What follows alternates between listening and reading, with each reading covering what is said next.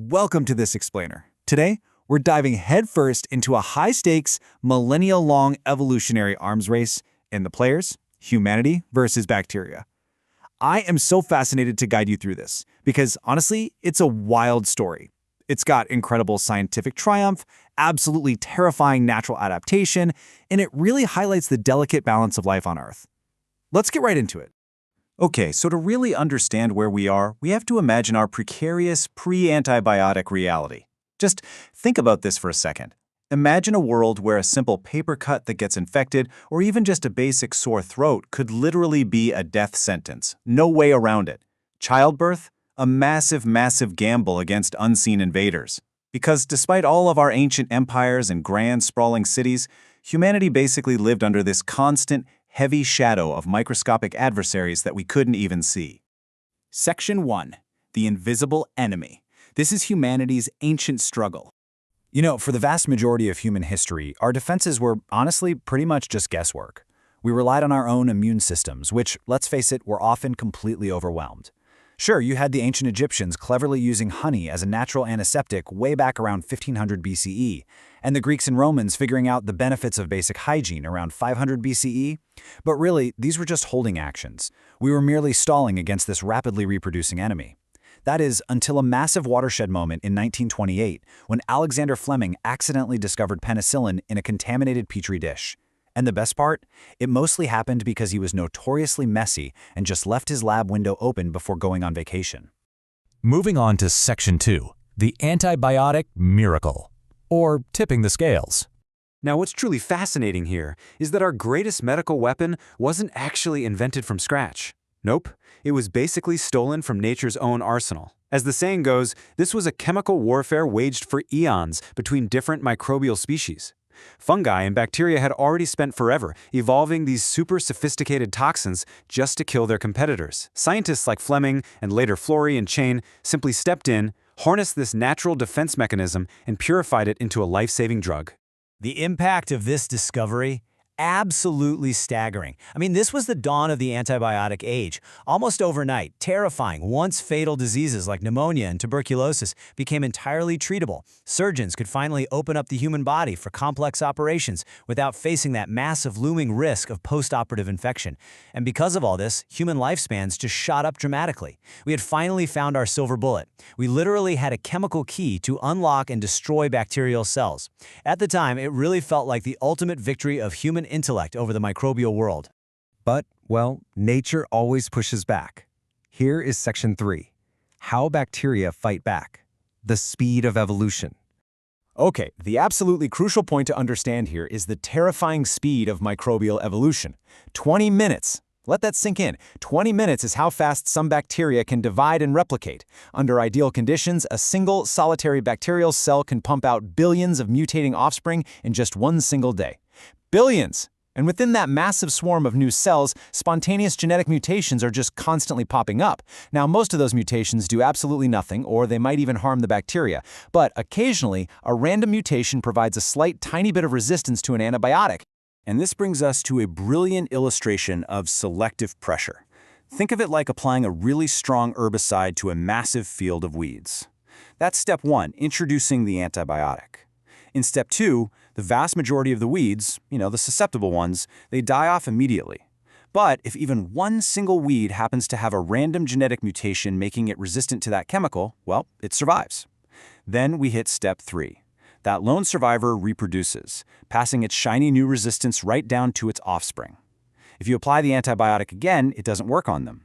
Soon enough, the entire population is completely dominated by these resistant superbugs. To survive all this intense pressure, bacteria have developed some incredibly diverse defense mechanisms. One of the most fascinating strategies is called target alteration. Normally, an antibiotic works exactly like a key fitting perfectly into a specific protein lock on the outside of the bacterial cell. It's a perfect match.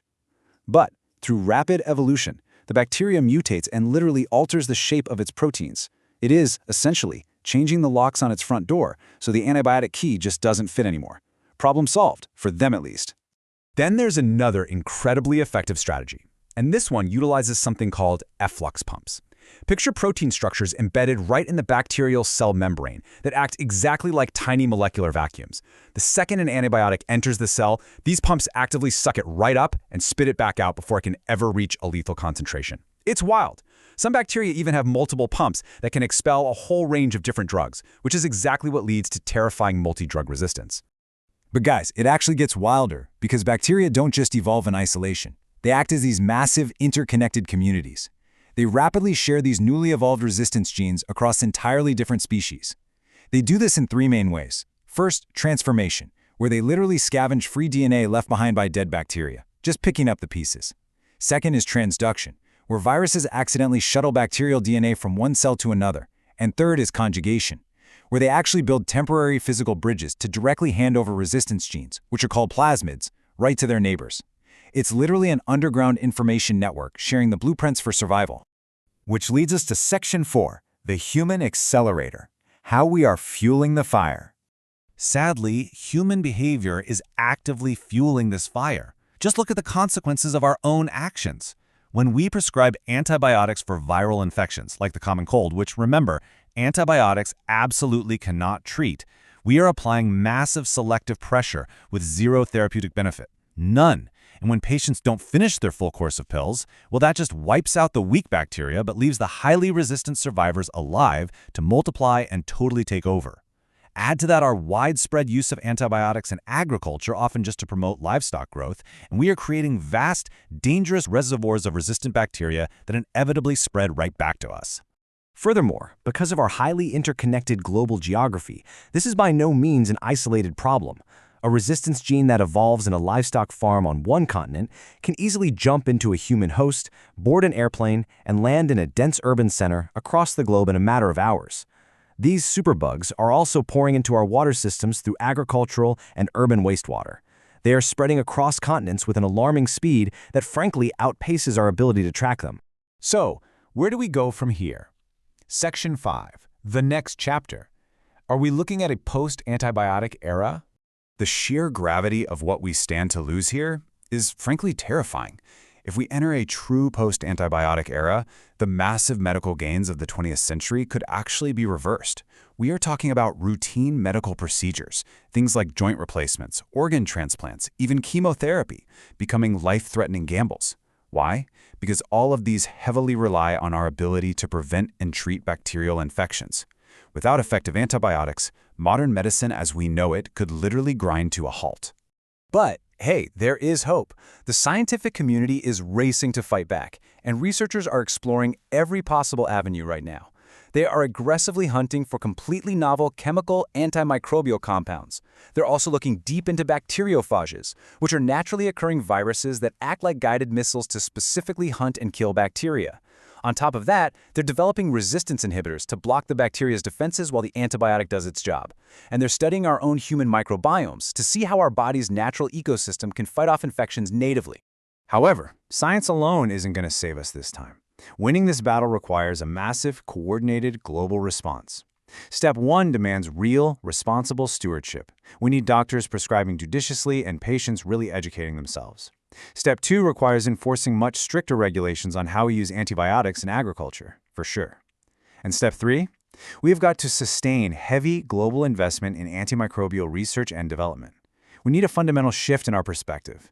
We have to realize that bacteria aren't just passive targets, they are highly active, constantly evolving adversaries.